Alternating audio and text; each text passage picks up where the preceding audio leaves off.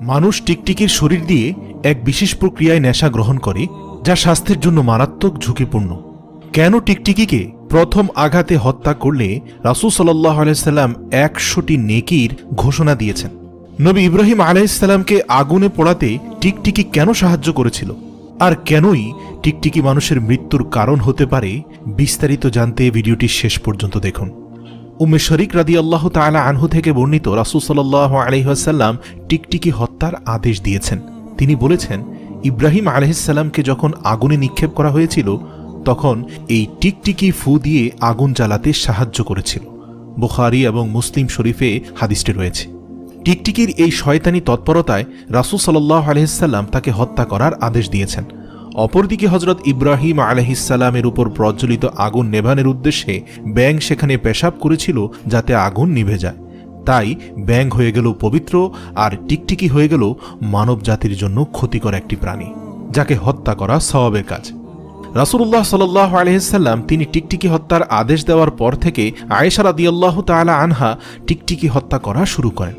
হাদিসে বর্ণিত রয়েছে, মা আয়েশা রাদিয়াল্লাহু তাআলা আনহা ঘরের মধ্যে টিকটিকি মারার জন্য একটি বিশেষ বর্শা রাখতেন। এছাড়াও রাসূল সাল্লাল্লাহু আলাইহি সাল্লাম বলেছেন, 5 প্রাণী তোমাদের জন্য ক্ষতিকর: ইঁদুর, বিচ্ছু, চিল, কাক এবং পাগলা কুকুর। রাসূল সাল্লাল্লাহু আলাইহি সাল্লাম আরও বলেছেন, তোমরা নামাজরত অবস্থায় 2টি কালো প্রাণীকে হত্যা করো, সেগুলো হচ্ছে সাপ এবং বিচ্ছু। যে ব্যক্তি প্রথম আঘাতে টিকটিকি মারবে তার জন্য রয়েছে 100 সওয়াব, দ্বিতীয় আঘাতে মারলে তার চেয়ে কম সওয়াব, এবং তৃতীয় আঘাতে মারলে তার চেয়েও কম সওয়াব। কেন টিকটিকি মারতে বলেছেন? বর্তমানে বিজ্ঞানীরা গবেষণা করে জানতে পেরেছে টিকটিকি মানবদেহের জন্য মারাত্মক ক্ষতিকর। এরা সরীসৃপ জাতীয় প্রাণী।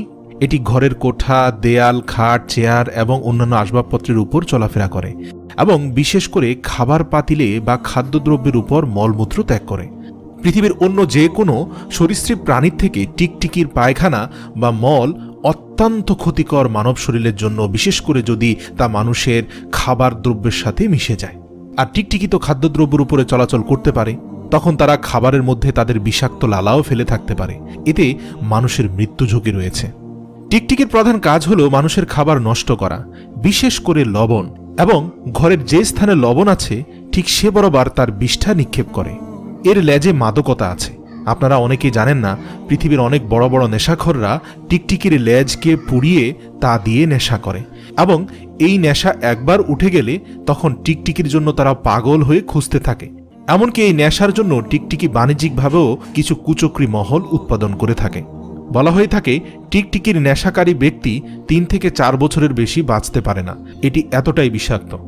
এটি একদিক থেকে নানাভাবে মানুষের জন্য ক্ষতিকর এবং অন্যদিকে মরণব্যাধি নেশার উৎস।